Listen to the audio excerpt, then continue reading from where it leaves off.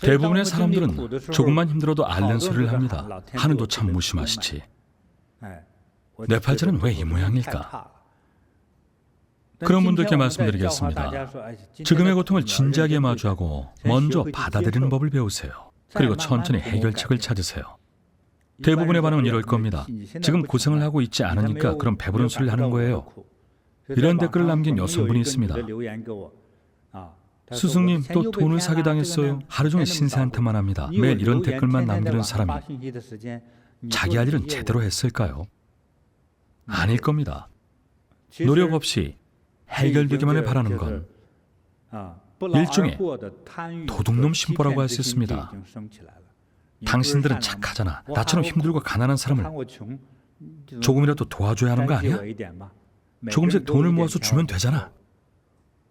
제 아이들을 등에서 온라인으로 돈을 요구하는 사기꾼도 있습니다. 한두 명이 아닙니다. 유명인사를 사칭해서 사기치는 사람들도 많습니다. 자기가 정상적으로 직접 땀 흘려서 번 돈이 아니면 아무리 많아도 불안합니다. 화를 불러올 수 있지 않겠습니까? 사마귀가 매미를 잡으니 참새가 뒤에서 기다린다는 속담이 있습니다.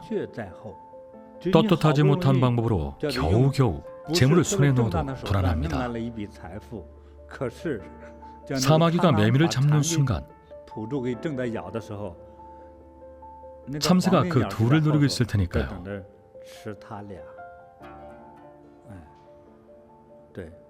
늘 불안할 수밖에 없습니다.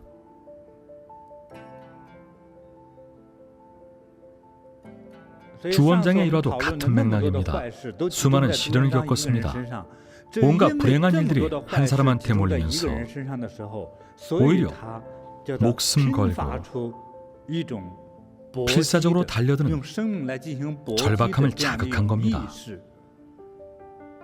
어차피 막다른 골목이니 이판사판 살려고 발버둥 친 겁니다. 한 달만 더 살아도 좋다는 각오로요. 이것이 주원장의 생각이었습니다. 어쩌면 40까지 살 생각은 애초에 없었을 겁니다. 내일 당장 죽을 수도 있으니까요. 오늘만이라도 살아남자는 생각이었을 겁니다. 목숨 걸고 전쟁터에 나가는 격이죠. 이런 필사적인 각오는 극에 달한 억압과 고통에서 생겨난 것입니다. 극에 달하면 사물은 반전합니다. 음양화합의 이치처럼 한 가지 에너지만 쌓이면 결국에는 폭발하게 됩니다. 고생도 극에 다다르면 낙이 생긴다는 말처럼요.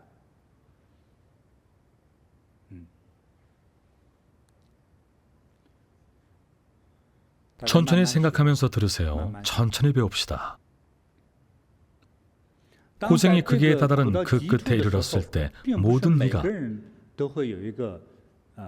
낙을 얻을 수 있는 건 아닙니다.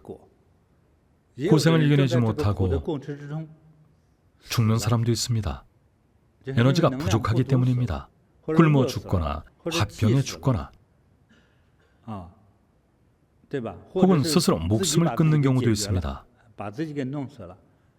자주 볼 수 있는 일들이죠. 이런 죽음은 생명 에너지의 차원에서 해석하면 생명 에너지가 고갈됐기 때문입니다. 화가 쌓여서 죽었다고요? 그럼 왜 상대는 멀쩡합니까? 무자비한 말로 들릴 수도 있지만 왜 본인이 약올라 죽습니까? 제 어머니가 자주 하시던 말이 있습니다. 약 올려 죽이는 건 목숨을 보상하지 않아도 된다. 본인이 못나서 먼저 죽은 것입니다. 어머님께 물었습니다. 엄마도 화를 내시잖아요. 아버지와 싸워서 씩씩거리시던데요? 공이 있으면 나만 봐보지. 노래나 흥얼거리면서 풀어야지. 엄마도 노래를 불러요? 속으로 했지. 나만 흥이 나면 되니까.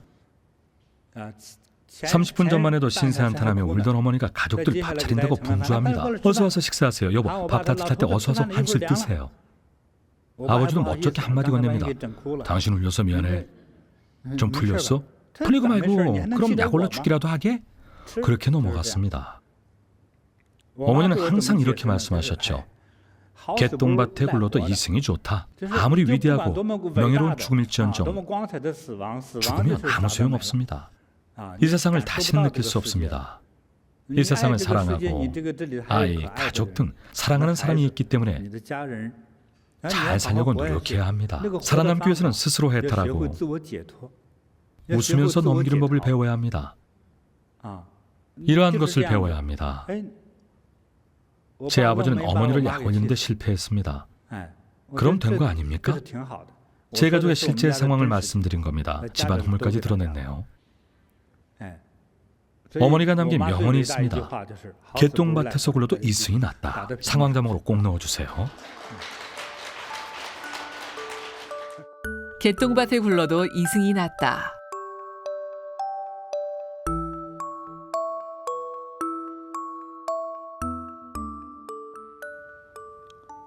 제 어머니는 참 복스럽게 생겼습니다.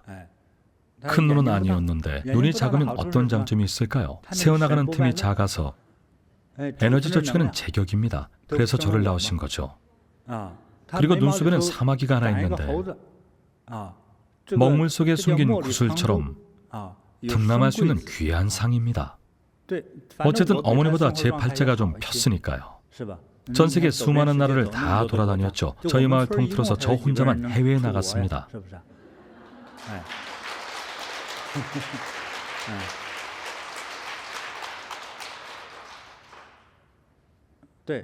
어머니는 고생 끝에 나를 봤습니다. 가령 일찍 돌아가셨다면 저희도 살아남기 어려웠을 겁니다. 어머니의 보살핌이 없었다면 저희는 굶어 죽었겠죠.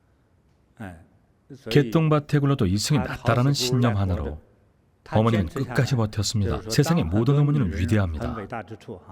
아이를 낳으면 아이가 삶의 전부이자 삶의 희망이 됩니다. 그래서 이런 옛말도 있는 겁니다. 어머니는 자식에 의해 귀해진다. 어머니는 자식에 의해 귀해진다. 이것이 바로 인생입니다. 지금 겪는 고통은 다 의미가 있습니다. 저 역시 고통을 겪은 후에는 무언가를 깨닫습니다.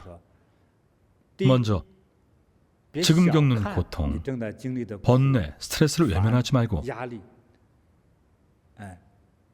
직시하십시오. 똑바로 마주해야 합니다. 올바른 마음가짐, 긍정적인 마음가짐, 평온한 마음가짐으로 받아들여야 합니다. 그 후에 다시 생각하면서 마음을 가라앉힌 후 문제를 해결해야 합니다. 당장 해결이 안 돼도 일주일이 지나면 자연스레 해결될 겁니다. 일주일로 안 되면 한 달을 기다려보세요. 한 달로도 안 되면 평생을 기다리면 해결됩니다. 시간이 모든 것을 해결해 줍니다. 고통은 느낌에 불과합니다. 아마 원수를 마주치는 순간에는 당장 죽이고 싶은 마음이 들겠죠. 한 달 후에는요? 한 달 후에 마주쳐도 죽이고 싶은 마음이 들까요? 내 눈에 띄지 마 정도로 끝날 겁니다. 1년이 지나면 또 어떻게 될까요? 여전히 화는 나겠지만 최소한 죽일 마음은 사라졌을 겁니다. 그렇게 10년 후에는 용서할 마음이 들겠죠. 상종할 필요를 못 느낄 정도로 문제가 되지 않습니다. 그렇게 문제가 해결되는 겁니다. 시간은 마음과 영혼을 아물게 하고 시간은 모든 문제를 해결해 줍니다. 인생의 모든 희로애락은 100년 후에는 다 사라지기 마련입니다. 모두 사라집니다. 그것이 바로 해탈의 첫걸음입니다. 100년 전에도 나는 없었고 100년 후에도 나는 없습니다. 시간은 마음과 영혼을 아물게 하고 시간은 모든 문제를 해결해 줍니다.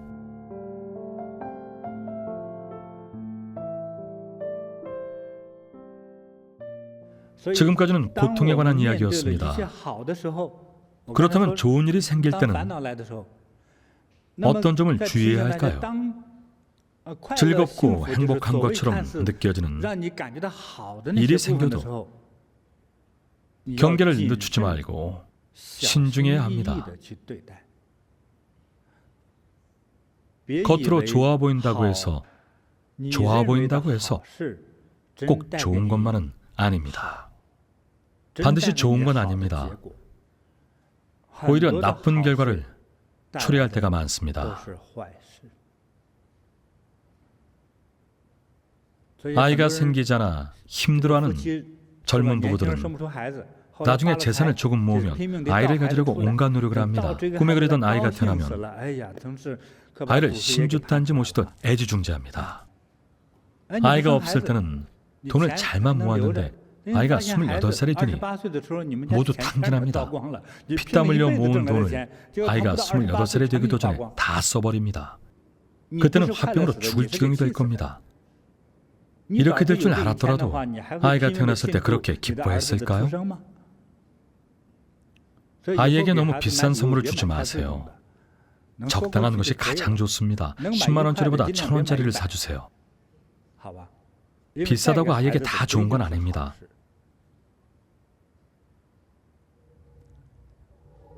극에 달하면 반전합니다.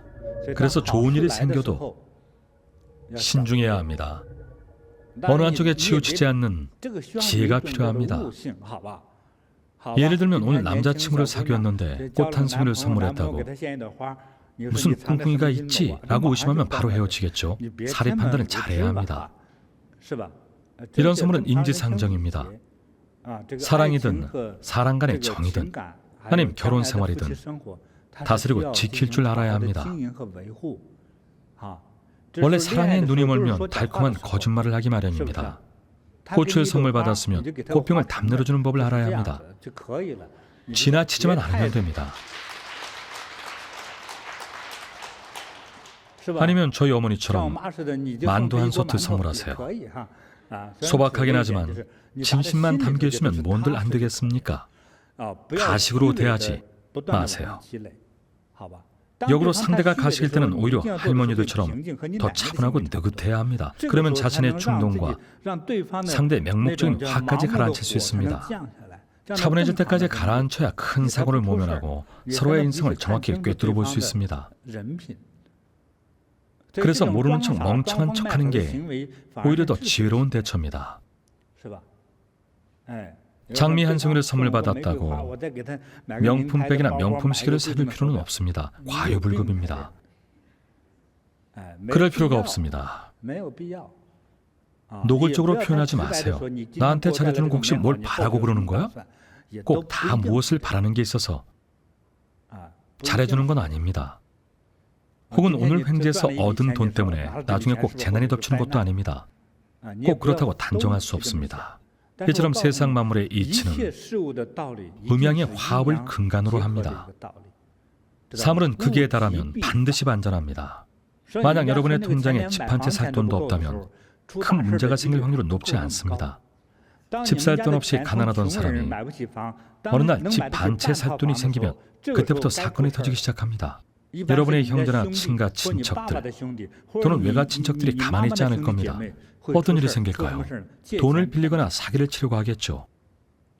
예를 들어 집 한 채 2억 원인데 여러분 통장에 1억 원이 있다면 돈을 빌리려는 친척들이 하나둘씩 여러분을 찾아오기 시작합니다. 이것이 바로 하늘의 이치입니다. 왜 하필 절반일 때일까요? 나머지 반을 비워야 하니까요. 저축은 분명 좋은 일입니다. 하지만 빌려준 돈을 못 받는다면 그건 나쁜 일이죠. 이것이 합쳐지면 공입니다. 원을 하나 떠올려보세요. 절반이 돈으로 채워져 있습니다. 이 돈을 남에게 사기당하면 원래 텅 빈 원으로 돌아갑니다. 어차피 없어질 돈이었더라도 미리 빼앗긴다면 괴롭겠죠. 지금은 텅텅 비었지만 속은 든든할 겁니다. 열을 많이 받아서요. 화로 배를 채운 거죠.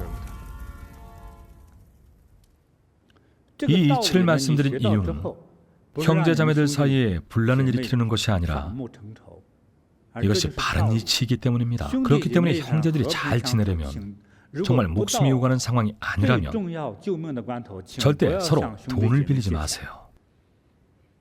돈을 빌리는 것도 버릇이 될 수 있습니다. 가령 네 자매 가운데서 맏언니가 부잣집에 시집을 갔습니다. 둘째, 셋째, 막내는 뻑하면 큰언니한테 돈을 빌립니다. 나중에는 돈을 벌려는 의지조차 잃어버릴 수 있습니다.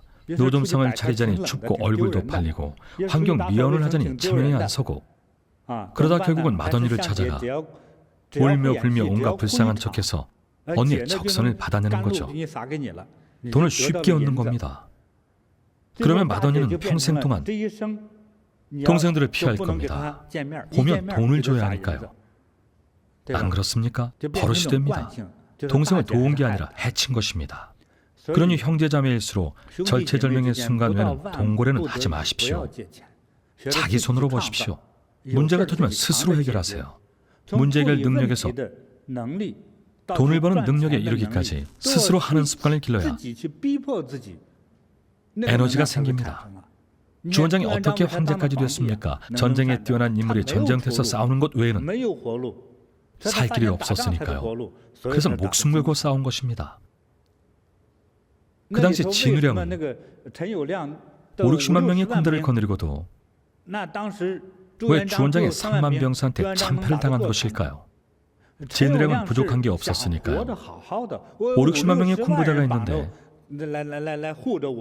자기 구역만 잘 관리해도 구역 내에서 자치를 하면서 왕노릇하며 떵떵거리며 살 수 있었습니다. 요즘 대부분의 부자들처럼 비싼 보험에 가입하거나 비싼 차를 사들여서 자신을 보호한 거나 마찬가지죠. 필사적으로 해내려는 의욕이 부족했습니다. 주원장은 달랐습니다. 가진 것이 아무것도 없었습니다. 도둑가 올리면 도둑, 건달가 올리면 건달, 굶주린 늑대처럼 이판스판 달려든 거죠. 굶주린 늑대는 못 이깁니다. 진우령은 살찐 양이었습니다. 굶주린 늑대한테 살찐 양은 가장 좋은 먹잇감 아닙니까?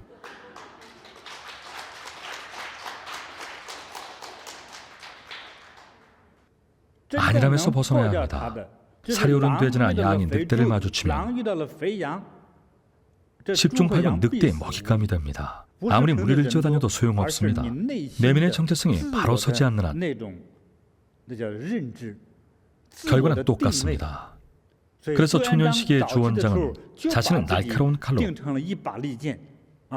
야생 늑대로 정의하고 목숨 걸고 전쟁터에 뛰어들었습니다. 매일 목이 날아갈 수 있는 위험을 무릅쓰고요. 진우령은 다릅니다. 내가 어떻게 모은 재물인데 이제서야 나만의 구역이 생겼는데 그리고 수십만 군대도 생기고 아무도 나를 건드릴 수 없는데 오래오래 살면서 누려야지. 어렵게 모은 보석과 왕좌인데 남존여시킬 순 없잖아. 왜 목숨을 걸어? 전쟁에서는 목숨 걸지 않으면 이길 수 없습니다. 무예가 뛰어난 무공고수들이 한낱 저작거리 강도한테 지는 이유도 식칼과 벽돌 잡히는 대로 목숨 걸고 달려들기 때문입니다. 반면 전문 무술인의 경우 돈도 많고 신분과 명예까지 지켜야 하기 때문에 웬만하면 상대를 안 하려 하죠. 그냥 넘기려다가 벽돌이나 식칼에 맞는 겁니다. 수많은 무예인들이 날강도를 못 이기는 이유는 강도가 필사적으로 달려들기 때문입니다. 무예인들이 자신의 명예를 지키려고 앞뒤를 재는 사이 한 방 먹는 거죠.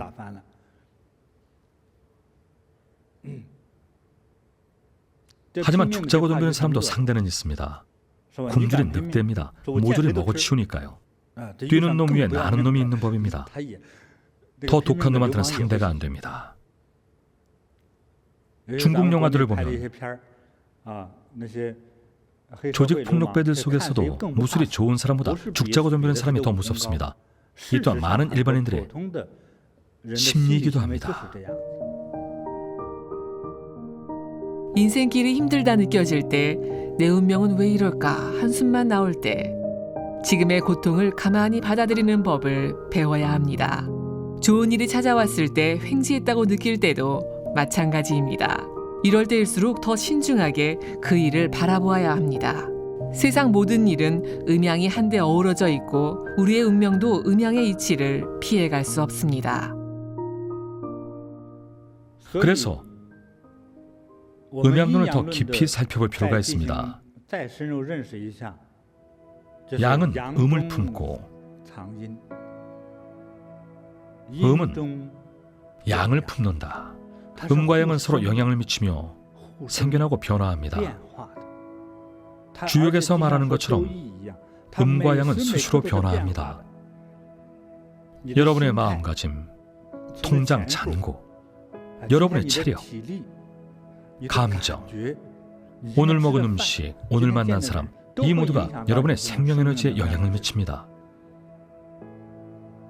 끊임없이 변화합니다. 부욕을 연구하는 학자들은 음과 양은 영원히 겹치지 않고 영원히 변화를 거듭하며 영원히 예측할 수 없는 개념이라고 말합니다. 이것이 주역입니다. 이를 두고 운명 또는 에너지라고 부릅니다. 좋은 일도 늘 변화를 거듭합니다. 긍정적인 에너지가 쌓이는 것도 좋지만 가장 이상적인 것은 음과 양의 균형을 이루는 것입니다. 좋은 에너지, 우리가 흔히 생각하는 좋은 일이 지나치게 많이 축적이 되면 양의 기운이 모입니다. 음양 가운데 어느 것을 좋아하냐는 질문들을 하죠. 대부분 양을 좋아합니다. 하지만 권룡제를 보세요. 하늘 건자를 씁니다. 태양, 에너지를 의미하는 글자입니다. 양의 에너지가 극에 달하니 권룡제 이후 청나라는 내리막길에 접어듭니다. 과연 좋은 이름이었을까요? 미리 알았더라면 하늘 건이 아니라 말을 가니 더 낫지 않았을까요? 태양의 에너지가 쌓여 극에 달하니 점차 쇠퇴하기 시작한 거죠. 산의 정상에 오른 후에는 어떻게 합니까? 내려옵니다. 긍정적인 에너지만 계속 쌓이면 어떻게 될까요? 점점 극을 향해 치닫습니다. 마침내 극에 달하는 순간 거대한 변화가 일어납니다. 폭발적인 변화가 나타납니다. 폭발적인 변화가 일어나죠. 탐관들의 뇌물수수도 도가 지나치면 덜그렁하고 쇠고랑을 차게 되죠. 받은 뇌물 아까워서 한번 써보지도 못하고 감옥 신세를 집니다. 감옥에 톡된 탐관들이 살아서 돌아오는 경우는 드뭅니다. 힘들어 죽거나 괴로워 죽거나 그것도 아니면 죽임을 당하거나 심장발작으로 죽습니다. 끝이 아름답지 않습니다. 극에 달하면 반드시 반전합니다. 세상 만물이 늘 변화 속에 존재합니다. 양은 음을 품고 음은 양을 품는 이치입니다. 이해가 되시죠? 음양에는 이처럼 놀라운 의미가 담겨 있습니다. 세상의 모든 사물은 분자와 원소에 이르기까지 모두 음양의 화합으로 이루어집니다. 이것이 바로 운명의 이치입니다. 모두 음양의 이치를 근간으로 합니다. 부와 재물도 마찬가지입니다. 오늘 저의 이야기를 듣고 여러분도 돈에 대한 욕심이 조금은 사라졌을 겁니다. 음은 양을 품고 양은 음을 품는다.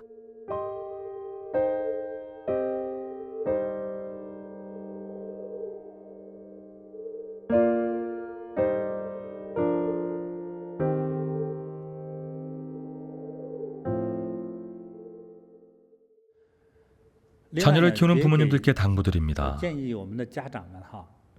함부로 아이의 사주를 보러 다니지 마세요. 어린 자녀일수록 더 피해야 합니다.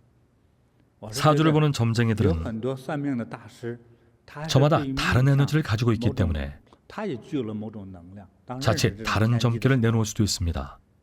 예를 들어 대통령이 될 제목인 아이를 점쟁이가 몰라보고 사장이 될 상이라고 말할 수도 있습니다.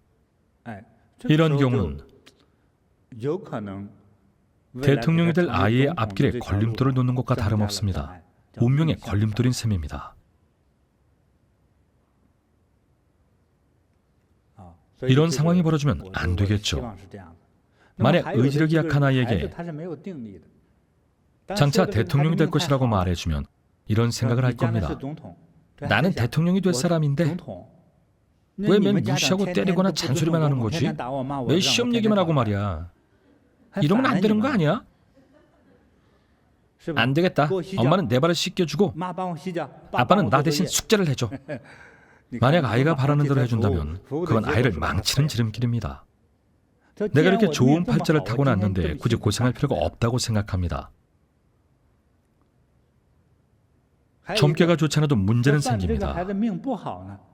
예를 들어 7살 아이의 점을 봤는데 13살까지밖에 못 산다는 점괘가 나오면 어차피 죽을 텐데 공부해서 뭐 하겠냐고 생각합니다. 점괘가 나빠도 걱정이죠. 가난할 팔자라는 점괘를 들으면 어차피 가난뱅이로 살 텐데 대학은 가서 뭐 하겠냐고 생각할 겁니다. 그때 가서 점쟁이 헛소리였다고 해봐야 믿지도 않을 헛소리나 하는 점쟁이에게 왜 자기를 데려갔냐고 따질 겁니다. 골치 아프겠죠. 점괘가 좋으면 오만 방자에 대해서 문제고 점괘가 나쁘면 자포자기에서 문제입니다. 뭐 하나 좋을 것이 없습니다. 점괘가 정확해도 문제고 점괘가 틀리면 더 골칩니다. 그러니 애초에 점을 보러 가지 마세요. 아이가 올바른 마음, 이성적인 마음, 치우치지 않는 마음을 간직하고 건강하게 성장하기를 바란다면 아이를 데리고 점을 보러 다니지 마세요. 좋을 것 하나 없습니다. 저희 어릴 적 소꿉친구가 점을 보러 간 적이 있습니다. 점쟁이는 친구의 사주를 보더니 장차 왕이 될 운명이라고 말했습니다. 지금으로 치면 국무원 총리격입니다. 결과적으로는 헛소리에 불과했습니다. 친구는 점괘를 든 이튿날부터 학교에 나가지 않았습니다. 대신에 전국을 시찰하겠다며 기차를 타고 떠났습니다. 자기 어머니께 행선지도 밝히지 않았죠. 2달이 지나서 돌아오더니 시찰 경비가 부족하다며 돈을 달라고 떼를 썼습니다. 왕이 될 운명이라는 말 한마디에 전국을 시찰할 생각부터 하다니 어이가 없죠. 아이의 미래를 걱정하는 마음에 사주를 보러 간 것이 화근이었습니다. 결국 공부는 포기하고 학교도 중퇴하고 말았습니다. 아무리 태어날 때부터 머리가 좋고 똑똑해도 지식을 쌓지 않으면 장차 뭐로 돈을 벌고 생활비는 또 어떻게 감당할 겁니까? 성인이 되면 사기나 치고 다니겠죠. 20대가 되기도 전에 사기죄로 감옥에 갈지도 모릅니다. 점괘와는 전혀 다르게 흘러갔죠. 감옥에 갈 거라는 말은 없었으니까요. 점쟁이는 왜 왕이 될 거라고 했을까요? 사주풀이를 잘못했거나 듣기 좋은 말로 어머니를 꿰어서 복채나 두둑이 챙기려는 심산이었겠죠.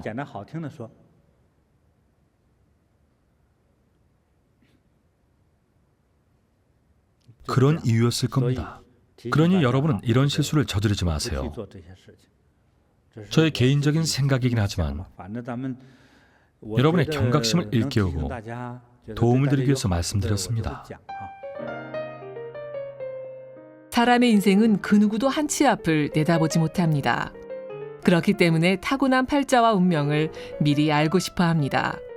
하지만 자신의 의지와 노력으로 바꿔나갈 수 있는 것 또한 운명이라는 것임을 잊지 말아야 합니다. 인생에서 가장 중요한 것은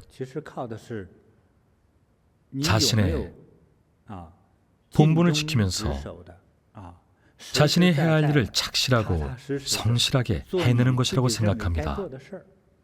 이것이 가장 중요합니다. 주원장 이야기로 다시 돌아가면 물론 황제 운명을 타고났다고 주장하는 사람도 있습니다. 왕의 팔자를 타고나도 잘 다스리지 않았다면 왕위에 오를 수 없었습니다. 설령 왕위에 오르더라도 암살당하거나 사기당할 수 있기 때문에 더 골치 아픕니다. 반대의 사례를 들어보자면 송나라 황제 이야기를 빼놓을 수 없죠. 기억하나요? 송나라의 개국 황제가 누구였죠? 조강윤입니다. 왜 목소리가 이렇게 작습니까? 조강윤입니다. 제8대 왕자는 누구죠? 이름이 뭐였죠? 송희종입니다. 제8대 왕제인 송희종은 국정에는 관심이 없었죠.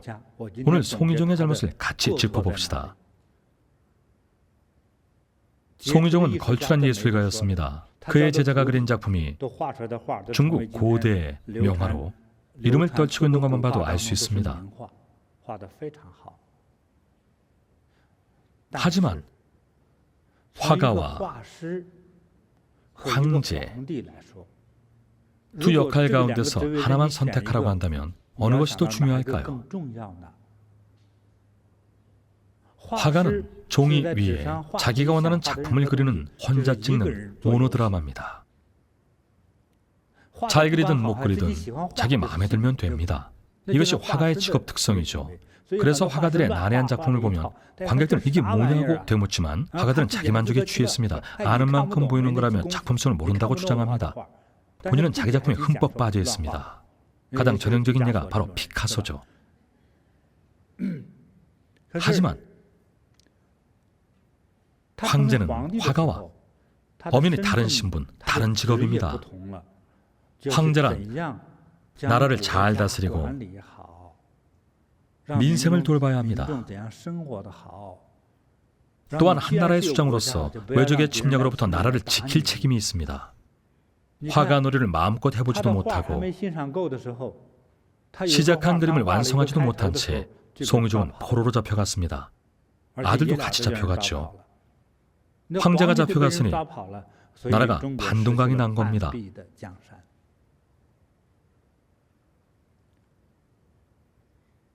엄연한 업무 태만입니다. 황제 운명을 타고났다 하더라도 한 나라에 임금의 자질이 없었던 겁니다. 명나라에도 이런 아주 걸출한 황제들이 있었습니다.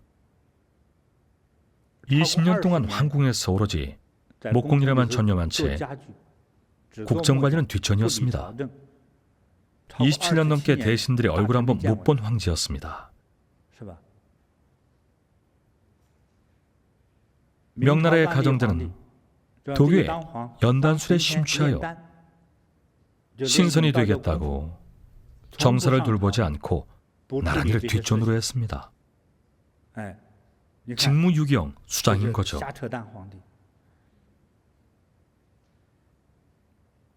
오늘 공식적으로 이런 무책임한 행동을 비판하고 질책하고자 합니다. 자신의 본분을 잊은 채 선조들이 어렵게 일군 천하를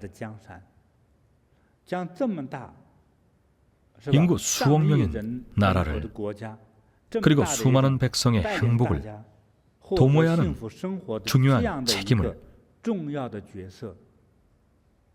소꿉장난으로 취급하였습니다.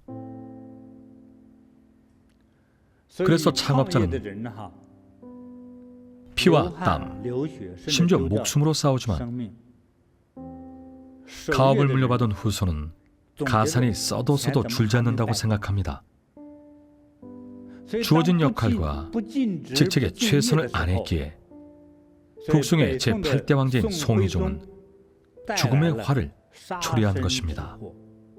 그가 겪은 수모 또한 받아 마땅합니다. 포로로 적국에 잡혀가는 길에 아름다운 후궁들이 하나둘씩 모조리 적군에 빼앗기면서 면전에서 농락을 당했습니다. 송희종이 겪은 수모는 스스로 자초한 인과응보입니다.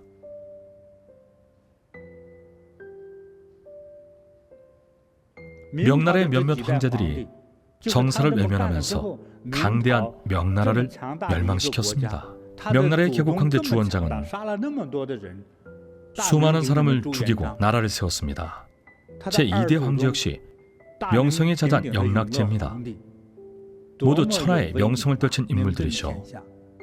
그런데 부유한 자손들이 패가망신하면서 나라를 말아먹었습니다.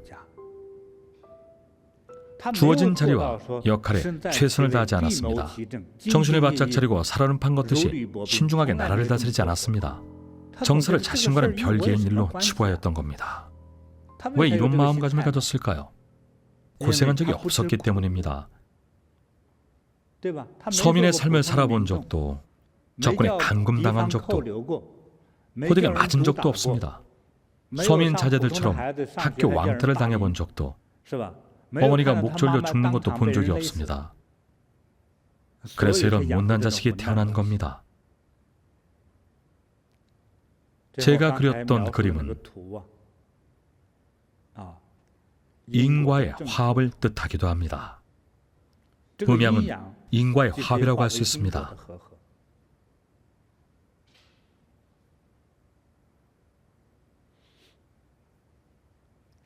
저의 생각을 말씀드리자면 스스로 자신만의 사명감을 가져도 좋고 자기 운명을 모르는 것도 좋습니다. 그저 지금 내가 하고 있는 일에 최선의 노력을 다하십시오. 물론 남을 속이는 일이 아닌 떳떳한 일이어야 합니다. 떳떳한 일을 하면서 맡은 바를 착실히 해낼 수 있도록 최선을 다해야 합니다. 자신의 인생을 헛되이 보내지 말고 자신의 역할에 최선을 다해야 합니다. 남 밑에서 일한다고 해도 마찬가지입니다. 회사가 주는 월급으로 가족을 먹여 살려야 하지 않겠습니까? 그러니 맡은 일에 최선을 다해야 합니다. 회사에 불만이 가득한 사람들이 많죠. 늘 상사용을 보거나 처우가 안 좋다고 불평합니다. 그러다 어느 날 잘리기라도 하면 인생이 끝난 것처럼 울며 불며 그만 살고 싶다고 또 소란을 피우죠. 그 충격으로 심장질환이나 다른 병에 걸리는 경우도 생깁니다. 그런데 정작 일을 시키면 제대로 하지도 않으면서 남의 돈을 쉽게 벌 궁리만 합니다. 이런 삶은 평생 괴롭기만 할 뿐입니다. 쥐구멍 속의 생쥐처럼 저작거리의 소인배처럼 평생 성공하지도 못하고 아무런 결실도 맺지 못합니다. 운명이 내게 내려준 현재의 삶을 올바른 마음으로 마주해야 합니다. 긍정적인 마음으로 맡은 바 최선을 다해 살아가며 덕행을 쌓고 현재의 삶을 소중히 여겨야 합니다.